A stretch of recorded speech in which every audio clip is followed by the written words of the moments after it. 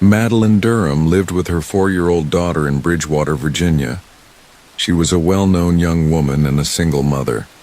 It seemed that the entire town had something to say about her, though at least she had the unwavering love of her high school sweetheart, whom she had been with since they were both sophomores. Madeline also made an effort to stay in touch with her mother and sisters almost daily. In general, she was one of the most kind-hearted people one could meet. Even with her responsibilities as a mother, she took the time to work night shifts at a local gas station to help support her family. They weren't exactly struggling financially, but Madeline valued the idea of contributing so they could enjoy the better things in life. She also set aside a portion of her monthly earnings for her daughter's college fund. But sometimes terrible things happen to the best of people. On the night of June 18, 1982, something was about to unfold in the sleepy town of Bridgewater that would send shockwaves through the close-knit community.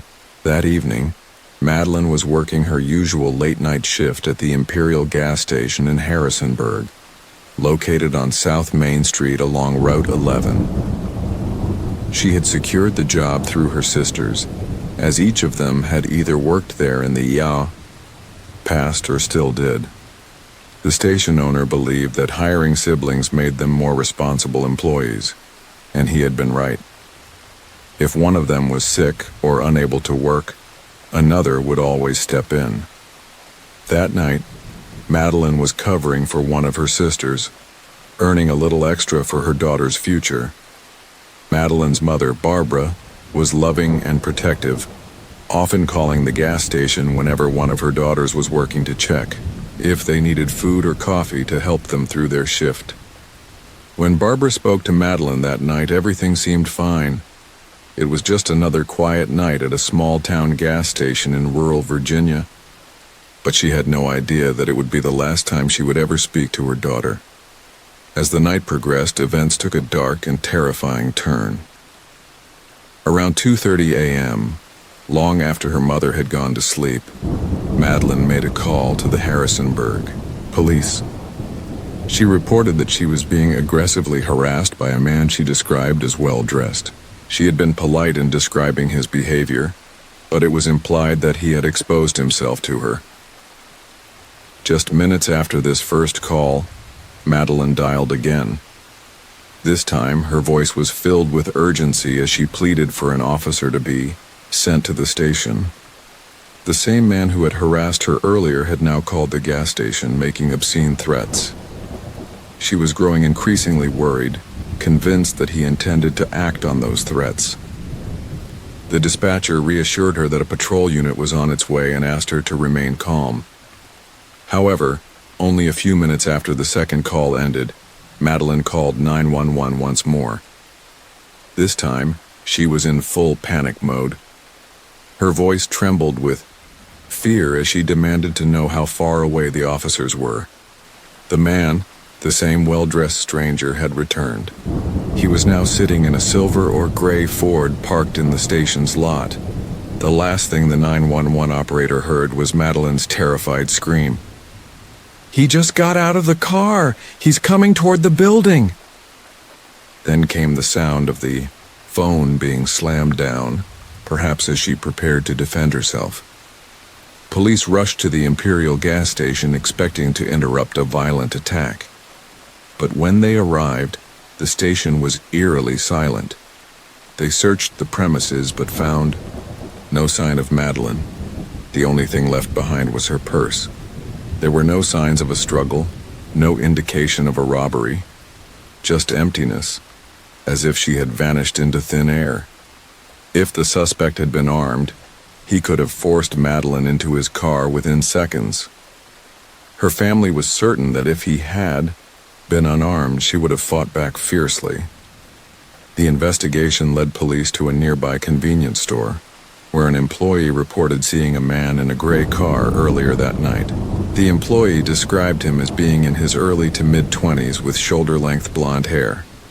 It seemed like a strong lead, but police were unable to track the man down, making it impossible to link him to the obvious abduction of Madeline. When investigators spoke with Madeline's three sisters, who also worked at the gas station, they were shocked to learn that the obscene phone calls Madeline had received that night were nothing new. The sisters admitted that they, too, had frequently received similar calls. They had always assumed the calls came from some harmless old pervert, someone more bark than bite. They also doubted that the man who had harassed Madeline that night was the same person making those phone calls. The calls had never seemed particularly threatening, whereas the man in the silver or gray Ford had been aggressive enough to physically show up at the station. After news of the possible abduction broke, the obscene phone calls mysteriously stopped, at least for a while. They resumed only after about 6 weeks, this time directed at a newly hired female employee. This could have meant that the caller had no connection to Madeline's disappearance and simply wanted to avoid suspicion. Or it could have meant that whoever took Madeline was temporarily satisfied, but eventually felt the same dark urges return. About a month and a half after Madeline went missing, a local news outlet interviewed her parents. They gave a shocking response when asked if they had any idea who might have abducted or harmed their daughter. Without hesitation, they said yes. Though the police had asked them not to name him publicly, they were convinced the culprit was a man who had gone to high school with Madeline, a man with a history of indecent exposure and obscene phone calls. Even more disturbingly, Madeline's sister claimed he had driven a silver gray Ford, but if Madeline had recognized him, wouldn't she have said his name during one of her 3 911 calls? It was possible he had concealed his face in some way, or perhaps Madeline had simply been too overwhelmed by fear to mention his name. Regardless, the police took the theory seriously enough to advise the family not to reveal the suspect's identity. Yet despite this, he was never charged with any crime. There simply wasn't enough evidence to make an arrest. There were other suspects as well, and authorities pursued all possible leads. But in an era before CCTV cameras and forensic DNA analysis, proving someone had been at the scene that night was nearly impossible. For all intents and purposes, whoever showed up at the Imperial gas station that night was a ghost. Someone who appeared, dragged Madeline Durham into a car, and then disappeared without leaving a single trace. Nearly 40 years later, her fate remains one of Virginia's most haunting mysteries. Authorities eventually declared her legally deceased, though her family spent years hiring private investigators in search of answers. But decades later, they are no closer to the truth than they were on that fateful night. The only undeniable fact about that evening is this: Madeline went to work as usual, unaware that she was about to cross paths with someone who would erase her from existence. And that is terrifying enough, because it could happen to any of us.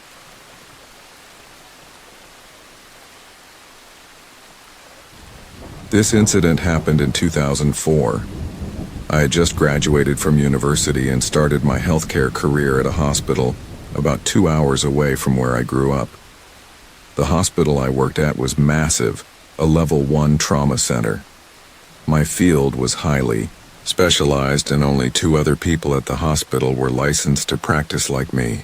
This was important because we spent a lot of time working alone in our department and had to take turns covering shifts. I worked the early shift, arriving at 5:45 a.m. The staff parking lot was several blocks away from the hospital, on the outskirts of the city. The hospital provided a shuttle service to transport employees. The parking lot was surrounded by an urban forest, part of the city's effort to preserve as much green space and trees as possible. At that hour, there was nothing else nearby, and because I arrived so early, I had to call for the shuttle when I got there. The call button was located at the shuttle stop, meaning I had to leave my car to contact dispatch. I always felt uneasy about this. Even though there were parked cars around, I never saw any other employees at that hour. Many times, I was the First person on shift, and the night crew wouldn't change over until 7 a.m. A few weeks into working there, I became accustomed to the shuttle schedule and felt more comfortable. At the time, cell service was unreliable and I didn't own a smartphone, so my phone wasn't very useful. One afternoon when I returned to my car, I found a note left on my windshield. It read, "Clap, clap. You're so hot and sweet." I looked around, but saw no one. I was confused, but not necessarily scared. Another week passed and I forgot about the note. Until one afternoon when I returned to my car and found a flower tucked under my windshield wiper along with another note. This one said, "I really love your dimples. I bet I could make you laugh." What the hell? I had just moved to this town and didn't have any friends except for the 2 other people in my department. I didn't know anyone else. This time I felt uneasy, like I was being watched. In the early mornings, I started parking as close to the shuttle stop as possible, pressing the call button and waiting inside my locked car. I often imagined hearing footsteps on the gravel, but I couldn't see into the darker corners of the parking lot. In the afternoons, when I returned to my car, I carried pepper spray, just in case. I told my coworkers about the notes and they advised me to report them to security. I felt a little silly, but I did. Security said they would keep an eye on things, whatever that meant. I stopped parking in that lot altogether and instead found street parking closer to the hospital, where there were always people around. Things were fine for the next few weeks. Then, one morning, I found another note, this time on my car outside my apartment building. The same messy handwriting. It simply said, "Don't be shy." I was confused and unnerved. What did this person want? It was clear they had been watching me and now knew where I lived. They probably knew I lived alone. I contacted the police. They couldn't do much but gave me safety recommendations and promised to patrol the neighborhood more often. I took a self-defense class and became hyper-aware of my surroundings. The worst part was not knowing who I was dealing with. A few weeks later, a woman was found assaulted and murdered in the wooded area behind the staff parking lot. They caught the guy a few days later. When I saw his face, I realized I knew him. He was a contract painter who had been working in my department while the hospital was undergoing renovations. He would show up around 6:30 a.m. I used to make coffee every morning in the break room, and he would come in to grab a cup. We had exchanged small talk a few times and nothing about him seemed off. But then I remembered. He had called me Dimples before. "Good morning, Dimples." I felt a chill run down my spine. I was in shock. He had been right under my nose for weeks. I had been alone with him multiple times and never suspected a thing. I'll never know for sure if he was the one leaving those notes. But they stopped after he was arrested. Anyway, stay safe out there, everyone. When I was in college, I worked night shifts over a summer break. I was 19 years old, an average-looking woman, and honestly, I wasn't thrilled about spending my summer working. But it was the only way I could afford tuition. Working nights was probably the strangest experience of my life. My job was at a McDonald's drive-thru. I still remember my first night on the job. A woman pulled up and started talking to someone while waiting for us to take her order. She seemed really upset and was yelling at the top of her lungs. It seemed like she was directing her anger at someone in the back seat. I immediately assumed she was mistreating her child. Since I was majoring in psychology, I naturally noticed things like that. She ordered 3 Big Macs and 3 large Coca-Colas. But my intuition was wrong. When she pulled up to pay for her food, she was completely alone. Honestly, I was a bit startled. Why was this woman here yelling in her car as if she were arguing with someone when she was clearly by herself? I couldn't wrap my head around the situation. but she was polite, kind even, when speaking to me, paying for her order, and driving away. She even told me to have a good night. She was the only customer we had for about 45 minutes. After she left, some of my coworkers started laughing at me. I asked what was so funny, and one of them said, "That was your first time meeting Delilah the schizophrenic." They told me she did things like that all the time, always showing up at odd hours, ordering way too much food, and yelling at people who weren't really there. They didn't actually know her name, so they just started calling her Delilah. Some nights she was the only customer who came through during certain hours. I found it really unsettling. I immediately started wondering what her story was. About a week passed. She came in every night just like they said she would. Each time she talked to me politely while ordering her food but screamed at someone else in the car. I couldn't take it anymore. I had to know what was going on. So, I made a plan. I decided that next time, I would ask her directly who she was talking to. I figured the best way to do it without sounding rude was to act like I thought she was talking to me. I remember it was a Friday night when I finally worked up the courage. I had chickened out a few times before, but since I wasn't working over the weekend, I thought I might as well try something different before my last shift of the week ended. That night I heard her yelling for a few extra seconds before I spoke. You see, I could hear people through the McDonald's speaker without them knowing. If I stayed quiet, they wouldn't even realize I was listening. I usually never did this because I was pretty sure there was some kind of rule against it. But I listened for about 20 to 30 seconds, long enough to hear that she was yelling at someone named Darian. In the middle of her shouting, I cut in and said, "I'm sorry, ma'am, were you talking to me?"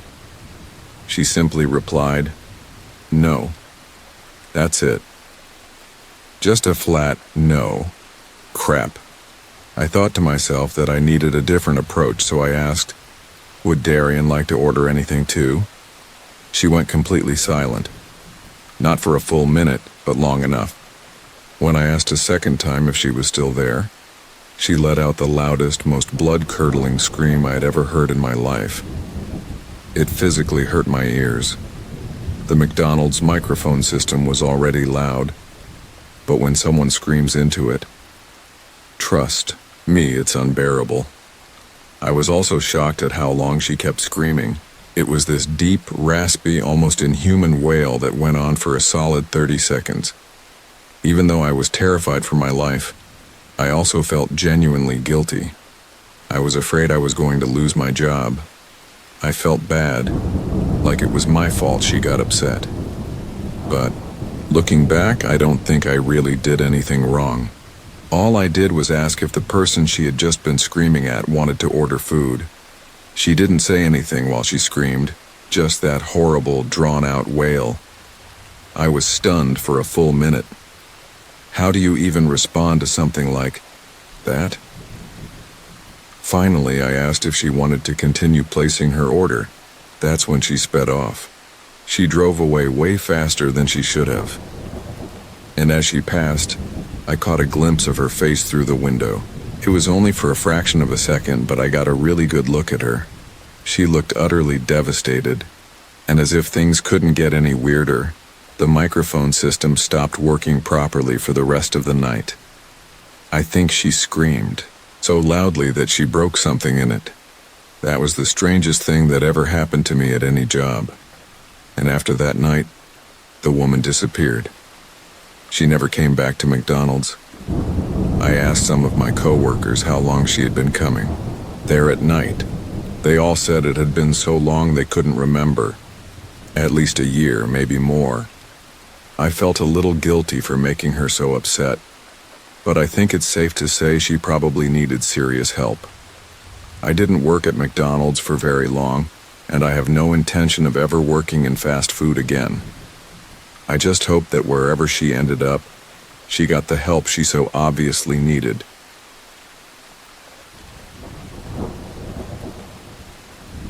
I was 22 years old. living in my parents' house while they worked abroad. My grandmother moved in with me to help because I was a single mother still finishing university. In the end, we took care of each other, as she needed oxygen due to chronic lung disease. Growing up in South Africa, we were taught from a young age that it was crucial to lock all doors and shut all windows at night. Being a private person, I always kept the curtains drawn. People could be very nosy here. One night, after a long day of studying and simply being a mother, we locked all the doors, closed the windows, and pulled the curtains shut in preparation for the night. Now my son never slept well and often woke up during the night. After drifting off that evening, he woke me up asking for his bottle. I decided to check the time, but the glare from the TV made my eyes blur. I rubbed them as I sat up. 10 p.m. Something felt off. I had the distinct feeling that we were not alone.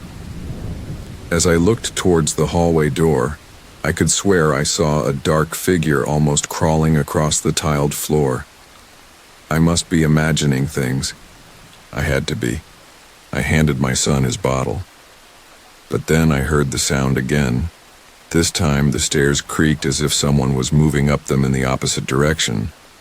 I was about to get out of bed to check when a face peeked around the corner of my bedroom door. It was my grandmother. Relieved, I assumed she needed help with something. I reached for my phone to use as a flashlight since I had turned off the TV. That's when a man rushed into my room and snatched the phone from my hands before I could even try to hide it. I was in shock, but I knew exactly what was happening at that moment. Clap. Take whatever you want. Please don't hurt us, I said calmly. He pressed his finger to his lips. He just stood there, waiting, watching, like a guard. Then suddenly, 3 more men burst into the room, demanding answers. Where's the safe? Where are the weapons? Where is this? Where is that? They were all armed, and I had no idea what they planned to do to us. I couldn't answer all their questions. Why would a single mother living with her child and grandmother have weapons? I had never owned one in my life. They took everything and then insisted on getting my car keys. I tried telling them I couldn't remember where I had left them, but then one of them pointed a gun at my 2-year-old son's face and asked again, "Where are the keys?" So I told them where I thought they might be. After ransacking my belongings, taking what they wanted, and preparing to leave, I assumed they had loaded everything into my car to escape. But one of them lingered in my room longer than the others. "Kiss me," he whispered. "Oh no."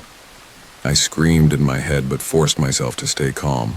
He reached out and grabbed my hand. Just then the others called for him. As he turned to leave, I dug my nails into his hand, scratching him. If I couldn't do anything else, I was at least going to get DNA from one of them. If no one could see what was happening inside my house, I would find a way to get justice. "Don't scream," they warned before bolting down the stairs. I ran after them and screamed as loud as I could, hoping my neighbors would hear me as they sped off into the night. Standing outside, I called out for help, but no one responded. It felt like hours had passed. No phone, no laptop, no way to contact anyone. They had taken everything, and I couldn't even call my parents. To this day, those men have never been caught, and I wonder, if I had left the curtains open, maybe someone would have seen. People were still awake. I am 35 now, and since that night, I refuse to sleep without at least one light on and my curtains wide open.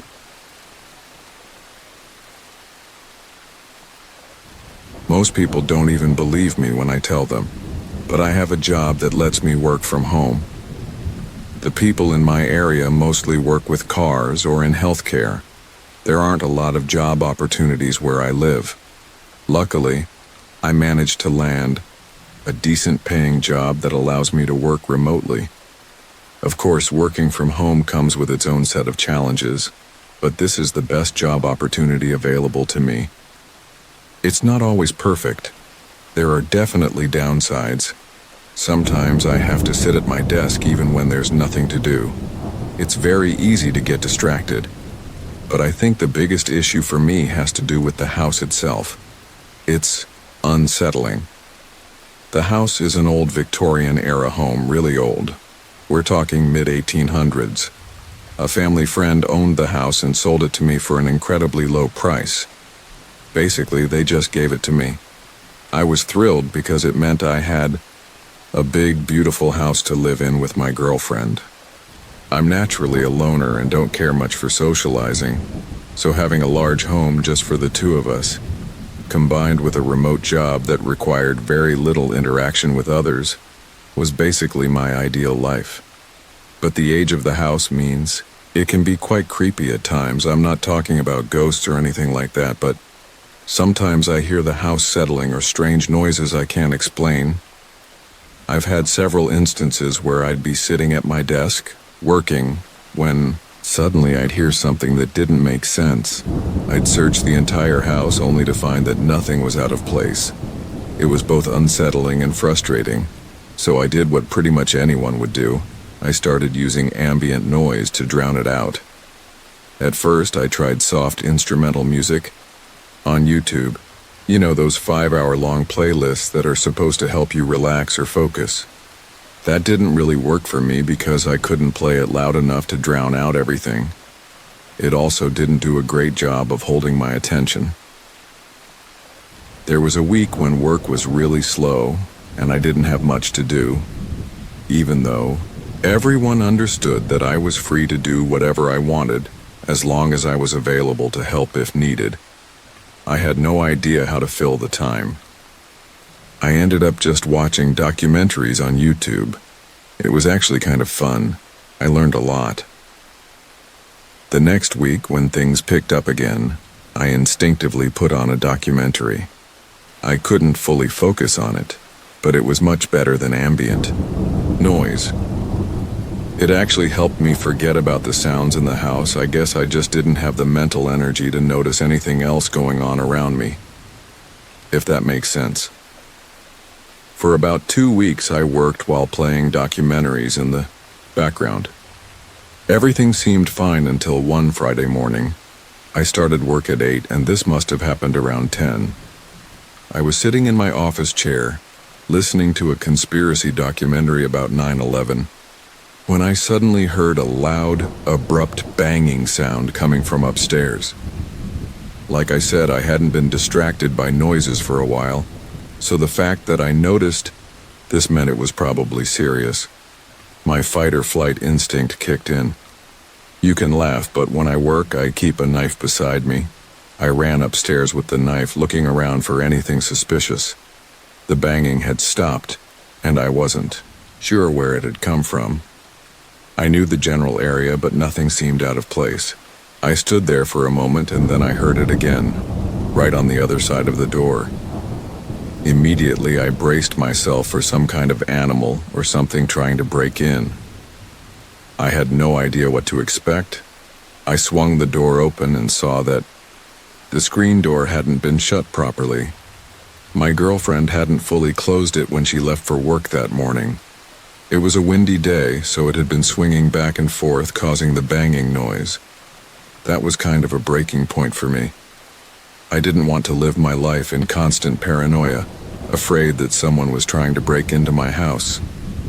We live in a safe area. There's never been any real threat.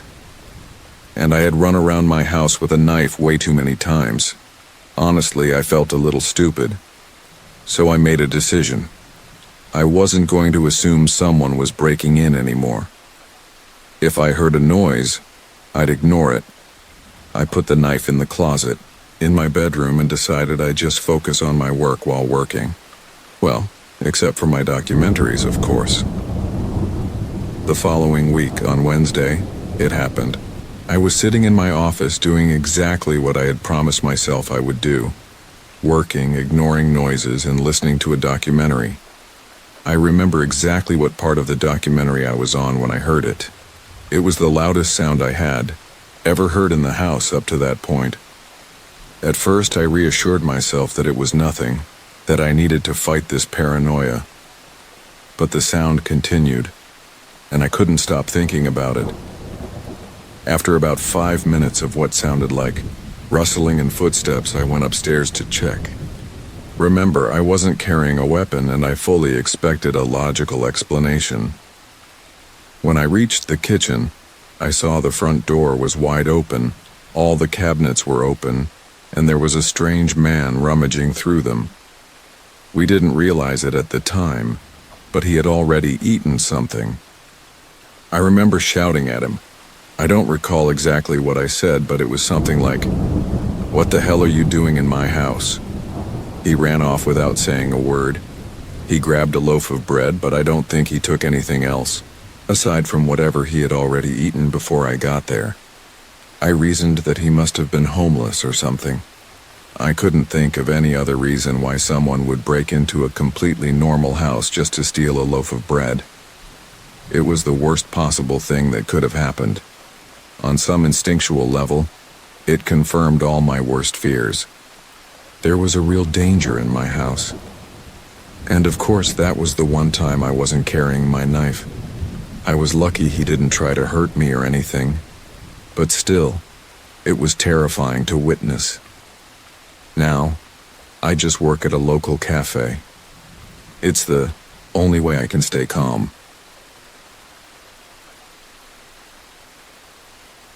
I worked at a museum several years ago, probably about a decade back.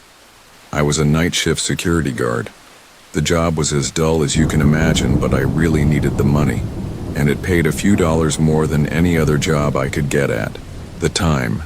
So I figured, why not? I remember leaving that job after about a year when I got a position in construction. I liked construction work much better, and I really needed to get my life back on track. The night shifts had completely ruined my mood and overall health.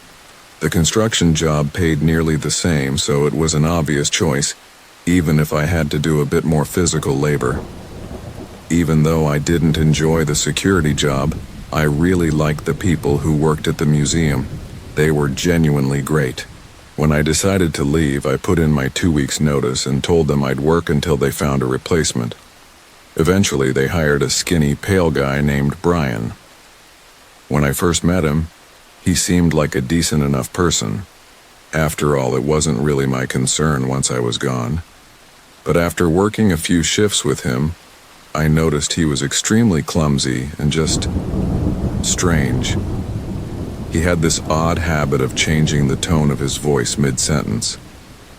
It was really unsettling, almost like he had some kind of mental disorder. Trust me, I'm not one to judge, but if you had heard it yourself, you'd probably have the same concerns. I never thought he was dangerous or anything. Just a little off, like he might have some sort of undiagnosed condition, maybe even a speech disorder. Anyway, on the third or fourth shift training him, it was a normal night, just like any other. As weird as he could be, he seemed a bit down, almost sad. It was easy to notice because he wasn't even trying to hide it. During our routine walk around the museum, which took about 10 minutes, I finally asked him why he seemed so upset. He told me he was really lonely and couldn't get a girlfriend. If you saw this guy, you'd probably understand why. And that's not even mentioning his bizarre personality. I tried to reassure him, telling him there were plenty of fish in the sea and that maybe he'd have better luck with online dating. Keep in mind, online dating wasn't as common back then, but he just shrugged and kept looking miserable. At that point, I didn't really know what else to say to him. As the days went by, he got weirder and weirder. For example, he would start these long, drawn-out monologues about the most random topics. I only had a few shifts left with him, but honestly, being around him was becoming unbearable. One night, he went on for at least 15 minutes about the environmental damage caused by pizza crusts. Yeah, you heard that right, pizza crusts. It made absolutely no sense. I tried interrupting him a few times to check if he was okay, but he would just stare at me and eventually started ignoring me altogether. When you're alone in a huge building with only one other person, trust me, Their mental stability is something you start to care about. I was beginning to feel less and less safe around this guy. Brian seemed like he was on the verge of some kind of breakdown. Luckily, I made it through my last few shifts without anything major happening. He was still awkward and unbearable, but at least I was done with that place. I started my new job, and things were going great. I completely forgot about Brian and that security job until I heard a wild story from a friend of mine months later. I had stayed in touch with a few people from the museum who worked the day shifts. Just Facebook friends, nothing more. One of them messaged me out of nowhere and asked what I thought about Brian, the guy who replaced me. I was honest and told her I thought he was really strange and possibly mentally unstable. She replied, "You're gonna love this," and then proceeded to tell me he got fired for completely destroying an entire exhibit during a night shift. Apparently, when the morning staff arrived, they found him trying to put everything back together. They checked the security footage, and this guy had actually tried to fight a dinosaur skeleton. I guess he was acting really bizarre that night, based on what my friend told me about the rest of the footage. But the most interesting part? They found out he had been on antipsychotic medication.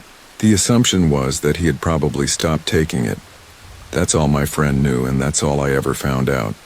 It's terrifying how people can just decide to stop taking medication they desperately need and end up having a complete mental breakdown. It made me wonder if he had already stopped taking it when I first met him. All I know is I'm pretty damn glad I never had to see Brian again.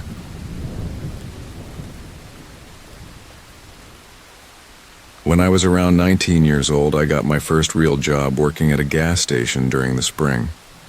It wasn't the highest paying job, but it was enough to get my foot in the door and start paying for college and other expenses. I lived alone, in a small one-bedroom apartment that my parents paid for, but during that time I also earned enough to cover other costs. My managers were clueless and scheduled me for the night shift all week, even though I had classes at 7 a.m. every morning. It was frustrating, but I really needed the money. During the night shift, people would come and go constantly. Around 10 p.m., business would slow down, and for most of the night, I'd only get one or two shady-looking customers every hour buying snacks or cigarettes. Still, it was a decent time to relax a bit. One night, I was working as usual and had just finished serving what I thought was my last customer of the night. I was cleaning up and getting ready to leave when a car pulled up right in front of the store. A man stepped out. He was wearing a stained white shirt, had a scruffy beard and messy hair. He walked straight in, and I greeted him with a simple, "Hello," and asked if I could help him. He completely ignored my question, went to the fridge and grabbed a six-pack of beer. Since I lived in the South, guys like him weren't uncommon. I told him the total, and then he said something that sent chills down my spine. "Wow, you're really beautiful. I love your hair." I gave him an awkward smile and said, "Thanks." He handed me a $10 bill, making sure our hands touched. I gave him his change and told him to have a good night. Then I pulled out my phone pretending to make a call, hoping he'd take the hint and leave me alone. Thankfully, he did. I waited for my coworker who was supposed to take over my shift so I could head home, but he was late. 10 minutes passed, then 20, then 30. I was starting to get annoyed. Just as I was about to call him to see where he was, I noticed something, or rather, someone, lurking behind one of the gas pumps.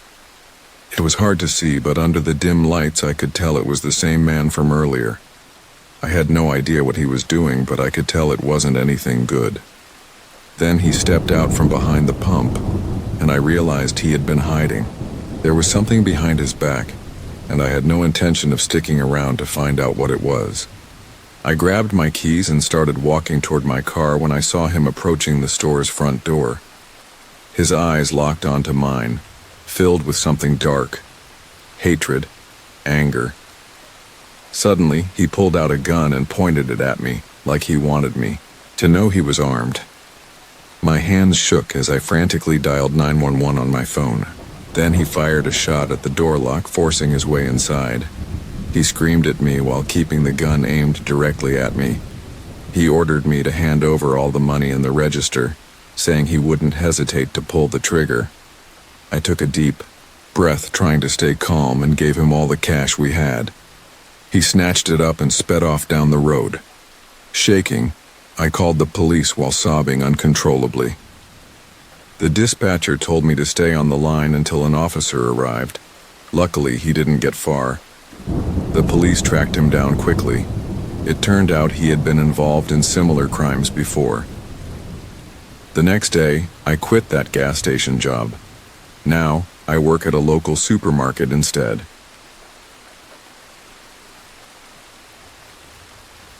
A few months ago, I just started working the night shift at Target in a major city on the east coast of Massachusetts.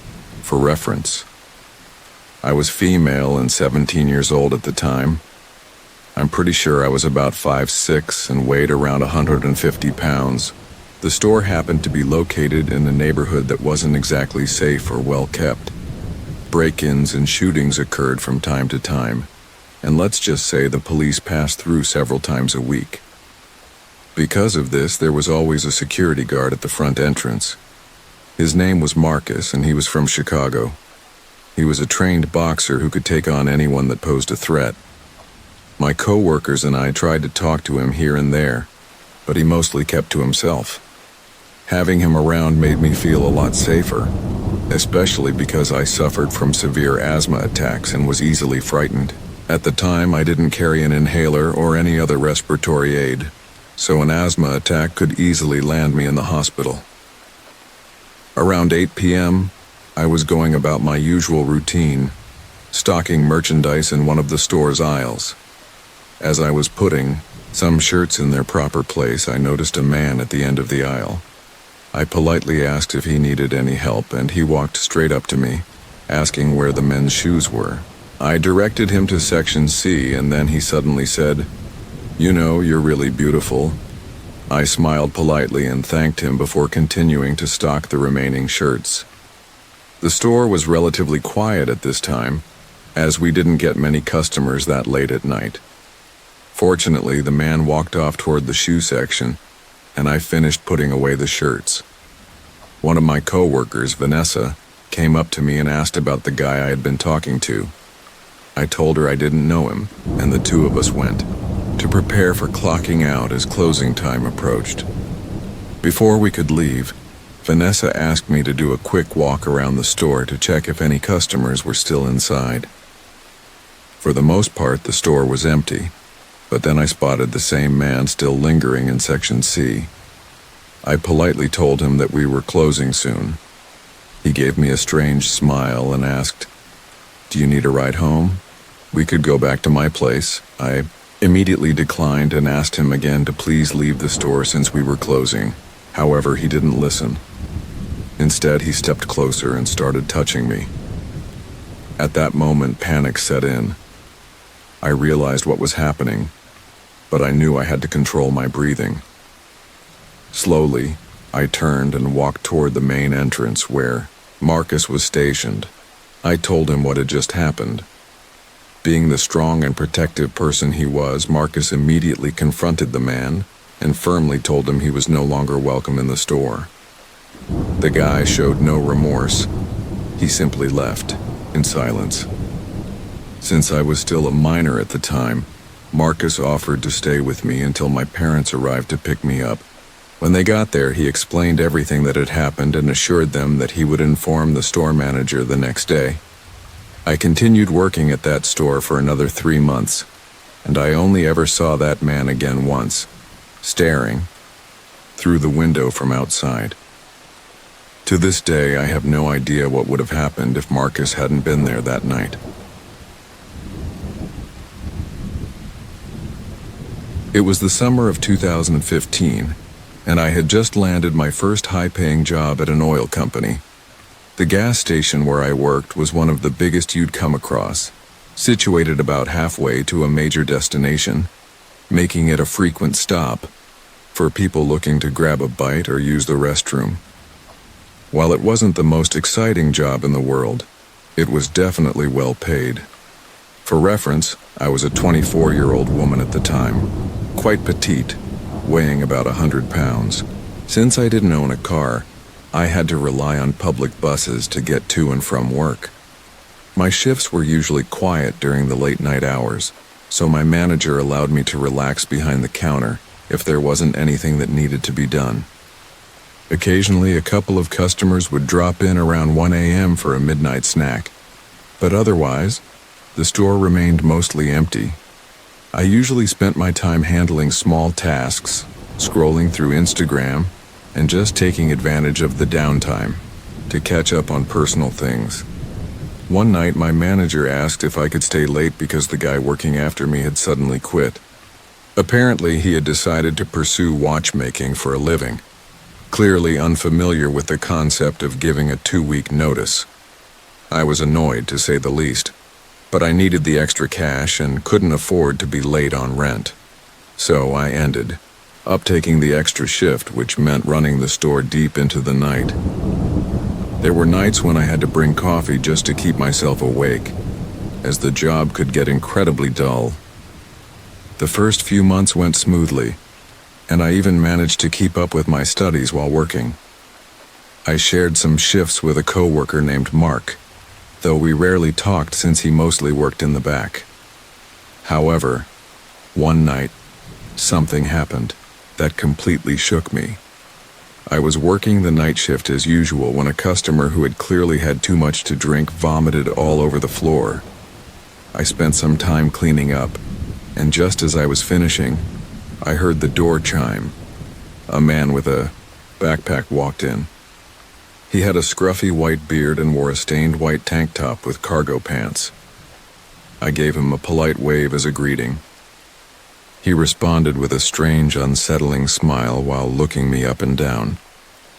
It wasn't unusual to see people like this passing through, so I tried not to think much of it. He walked over to the fridge, grabbed 6 cans of beer, and placed them on the counter. I greeted him again as I rang up his purchase. "So, what time do you get off anyway?" he asked casually. Immediately, I caught the strong scent of marijuana and alcohol on his breath. I let out a nervous chuckle and replied, 7. "Oh, I see. Do you need a ride home?" he offered. "I can take you." I quickly shook my head and politely declined, telling him I already had a ride. Trying to steer the conversation away, I told him the total for his purchase. He took out a $10 bill and made sure our hands touched when he handed it to me. I gave him his change and wished him a good night, but then he asked again, "Are you sure?" "I really don't mind." I firmly told him no. He grabbed his beer, gave me a little wave, and said, "See you later." Then he walked out, got into his truck, and drove off. I let out a sigh of relief. He didn't actually know when I got off, so I figured I was in the clear. A few hours passed and I finished up my shift. When Mark finally came out from the back, I told him about the strange encounter. He immediately offered to drive me home so I wouldn't have to take the bus. As we stepped into the parking lot, I scanned the area. No sign of the man or his truck. The coast was clear. Mark dropped me off safely at home, and I slept peacefully until the next evening. The following night, my mom gave me a ride to work. As soon as I walked in, my manager approached me with a concerned look on his face. "Amy, are you okay?" "How did you get home last night?" he asked. I told him that Mark had driven me home. My manager's expression shifted to confusion. "That's strange. A guy came in around 7 saying he was here to pick you up."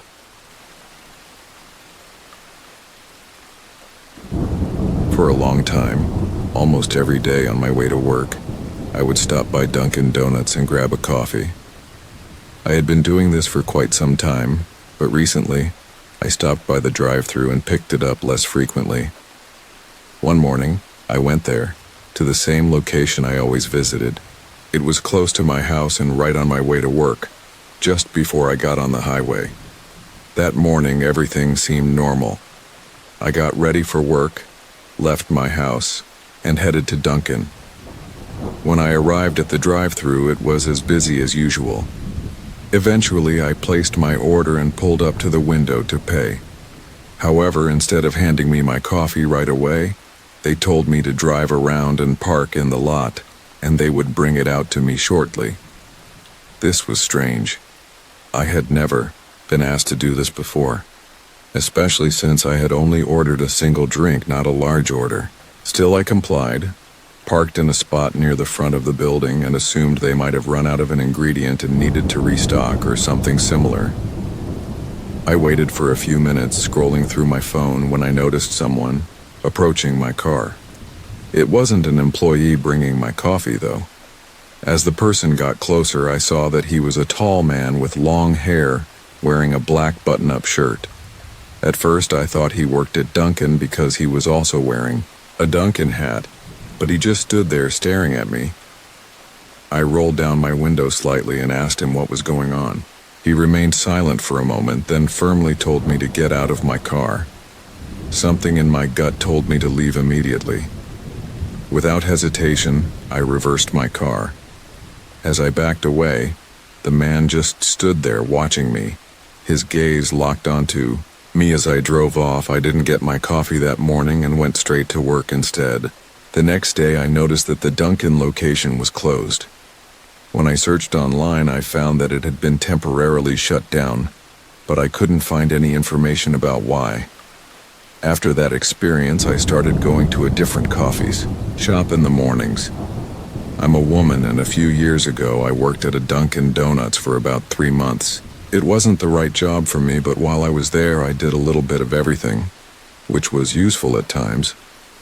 One day, while I was working near the drive-thru, a man pulled up to order a coffee. When he reached the window, I handed it to him, but then he asked for my phone number. He gave me a strange feeling. There was something unsettling about him. He was much older than me, a large man with messy brown hair and a bit of facial hair. I politely told him no, trying to keep things civil. He simply said, "All right," and drove off. Situations like that didn't happen too often, but every now and then, they did. Normally it was no big deal, but later that same day, the same man came back. About 2 hours after our first encounter, he walked into the restaurant. By that point, I had switched to working near the front counter, and at first I didn't recognize him because we were so busy. However, once the rush died down, he approached the counter and asked if I remembered him. That's when it clicked. He started talking to me again and asked if I wanted to hang out with him. I told him that I was working and wasn't interested, then politely but firmly said I didn't have time to talk. I needed to help the next customer. He raised his hands as if in surrender, said, "All right," and walked away. By then, it was the afternoon, and we closed at 8 p.m., so I only had a few hours left in my shift. I went back to work and didn't see him again for the rest of my shift. The last hour of the night was quiet. The sun had already set, and we rarely got many customers that late. My co-worker, Nicole, was sweeping the floors, as we usually did before closing, while I cleaned up behind the counter. A few minutes later, she came up to me and said that there was a man pacing around the parking lot. There were no other cars outside except for ours, and she said he kept staring toward the building. I stepped out from behind the counter to take a look. It was the same man from earlier that day. I told Nicole, and we both agreed that he was probably waiting for me to leave. We were both really nervous. I decided to call my dad. Thankfully, we lived only a few miles away, so it wasn't too far for him to drive. He told me he would be there soon and would pick me up right outside the door so I wouldn't have to walk alone to my car. When he arrived, he also drove Nicole to her car on the far side of the lot so we wouldn't have to deal with the creepy guy. As we all left, I looked back and saw the man still standing there in the middle of the parking lot, just watching us. After that, I never worked at Dunkin' Donuts again, and I made sure never to close up a store alone. I was lucky nothing worse happened that night, but I still wonder what would have happened if I had walked to my car alone.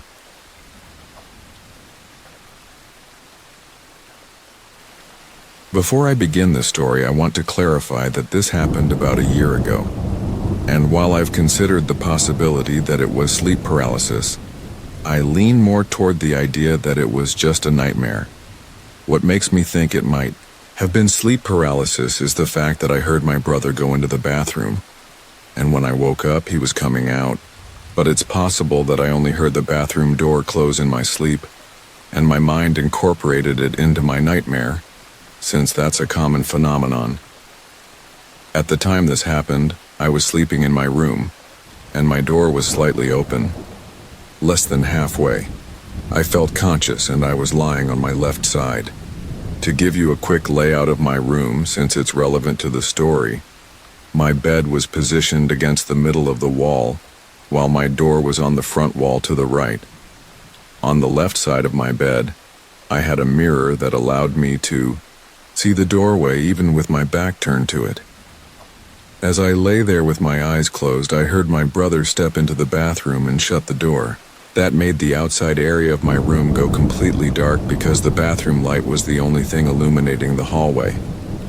Suddenly, through the mirror, I saw a tall, lanky woman step toward my bedroom door. She looked drenched, and her skin was grayish. Because of the darkness, I couldn't make out many details, but all I knew was that I was absolutely terrified. I tried to move, but of course I couldn't. I couldn't even make the faintest noise. All I could do was hope my brother would come out of the bathroom soon and that this dream, or sleep paralysis episode, would end. I squeezed my eyes shut, not wanting to see her anymore.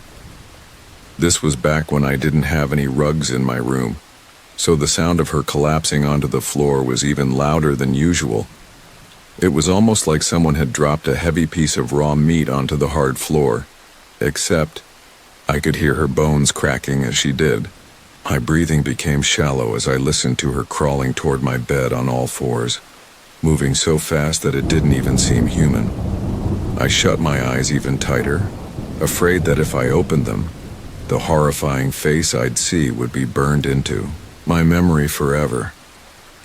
All I could hear was my own heartbeat pounding in my chest and her raspy breathing. Then, out of nowhere, I heard a whisper right next to my ear. "Open your eyes." I jolted awake with a small scream, thinking for a split second that she was still there, but she wasn't. No one was by my bed. The bathroom door swung open, and my brother peeked into my room, looking confused. I didn't have to say a word. He just turned on my light and went back to his room. But I stayed awake for hours after that, too scared to fall asleep again. I was terrified that if I closed my eyes, I'd see her again. And worse, I'd hear that voice.